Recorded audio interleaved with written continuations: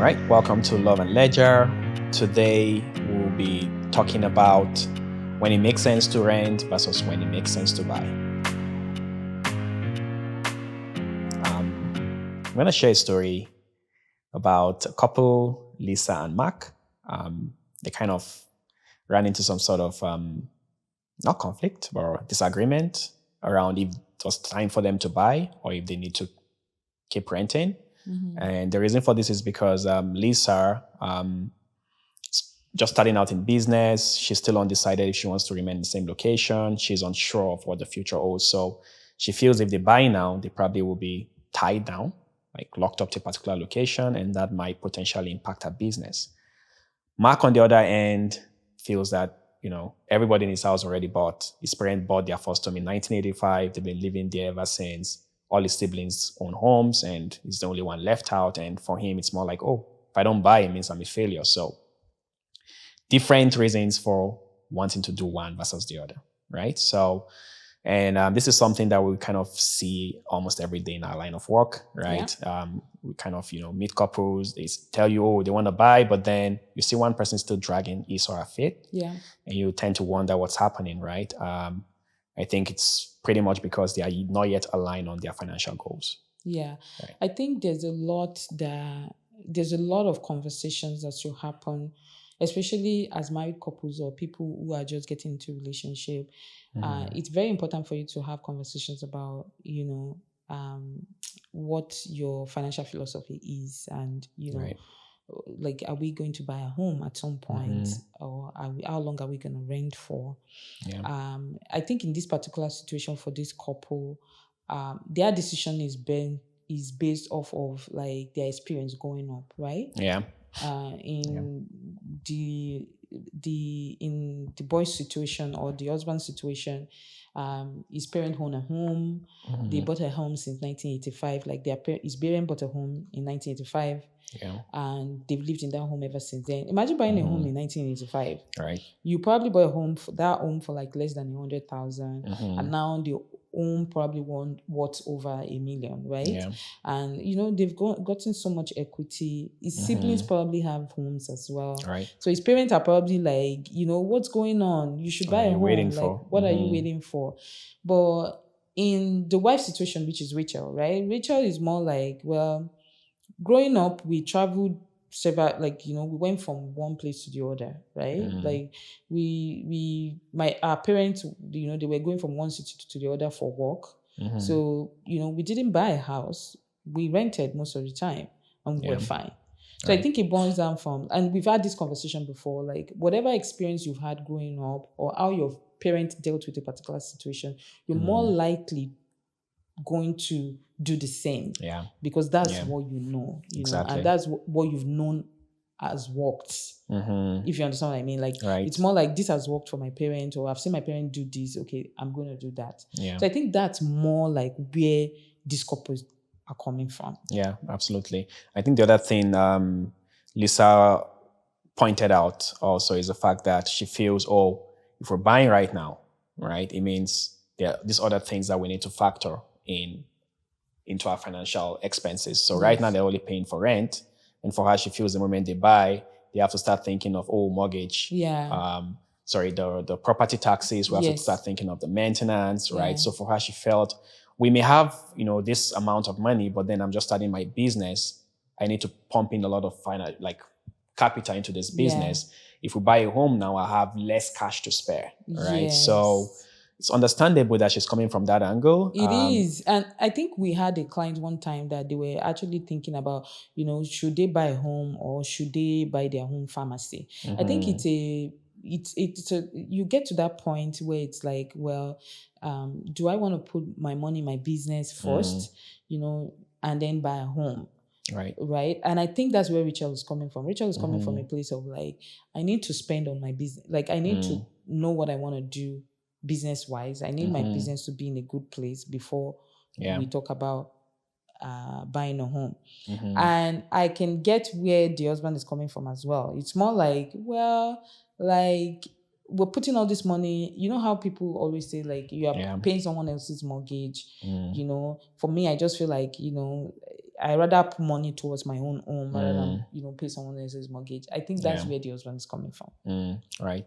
Okay. Now, again, just like we always say, there's no one size fit all. Mm-hmm. You have to have conversations and see if you are in that financial situation to buy a Right. home, because it's not everybody that is meant to buy, right? Or is ready to buy. Or is ready to buy, Right. right? Sometimes it's just about timing for most of the situations. It's just about timing.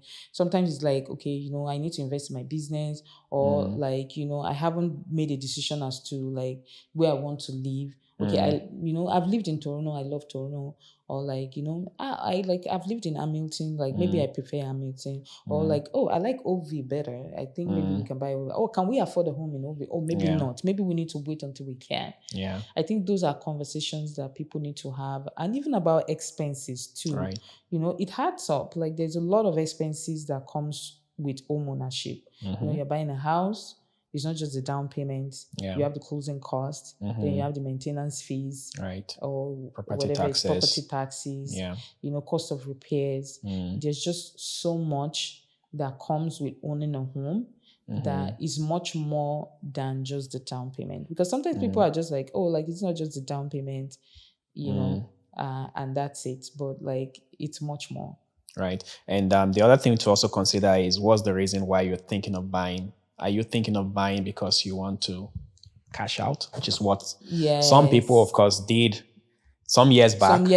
And it really not worked. Anymore. Because if that's your reason, then you need to really take a step back and reassess, right? So if you're looking to, I want to buy and I want to sell in 3 years and cash out, maybe you have to wait 8 years, right?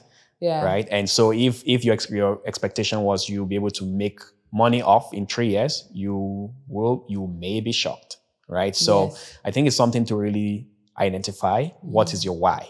And once you've identified the why, are you looking to buy because you want a space for your family where they can grow, where your kids can be nurtured, and then you have the finances to back that up?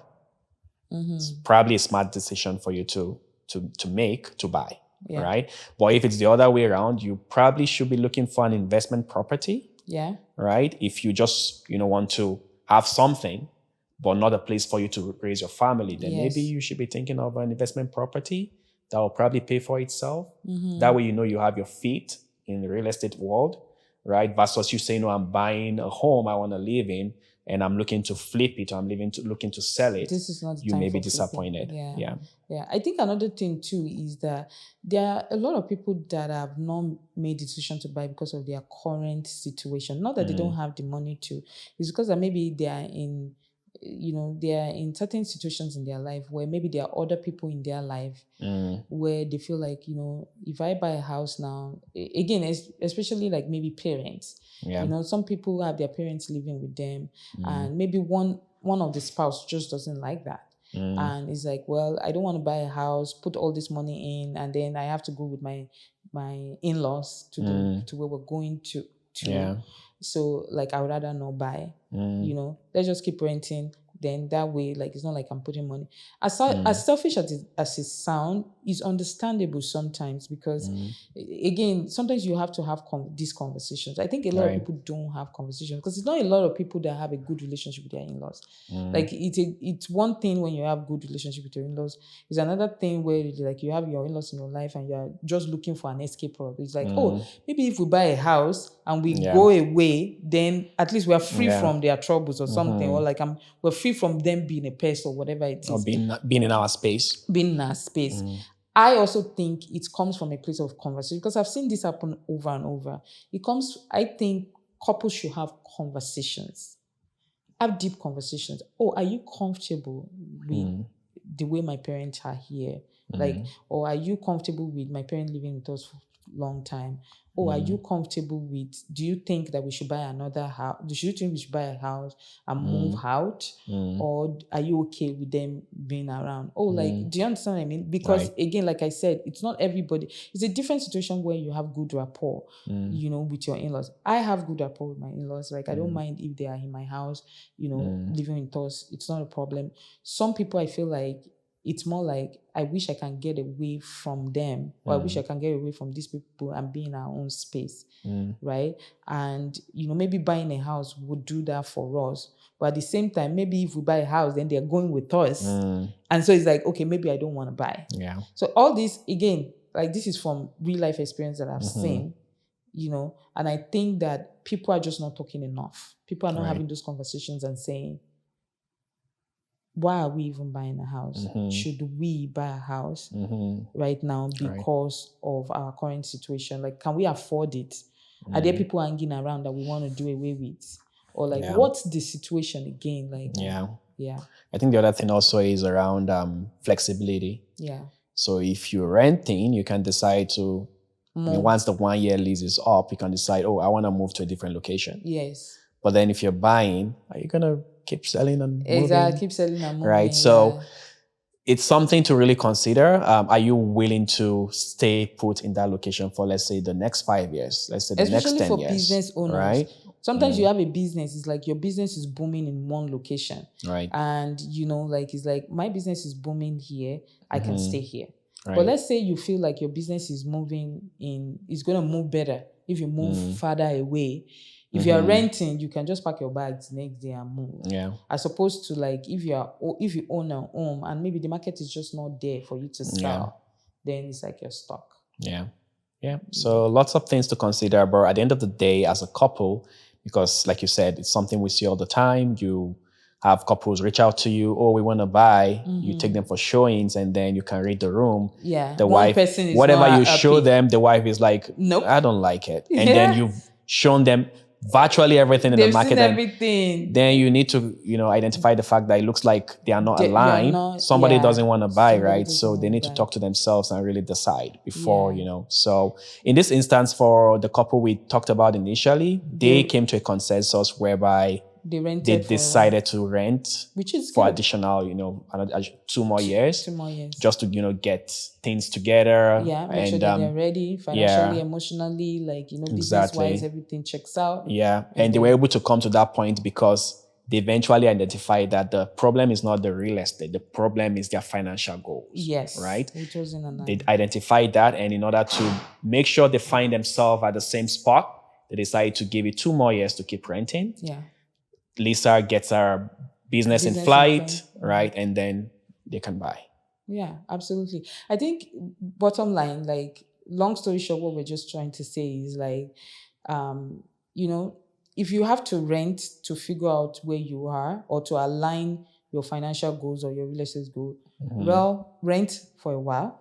Right. Figure out, yourself, your financial situation, or your business, whatever it is. Then come back again and reevaluate and see if you're in a position to buy. Then buy. All right. So I think that's it for today. Remember to like, share, comment, and if you have anything you like us to share on this podcast, could be your story, could be that of anyone that send it out, and we'll be sure to share. Okay. Thank you for watching. Until next time. Peace out.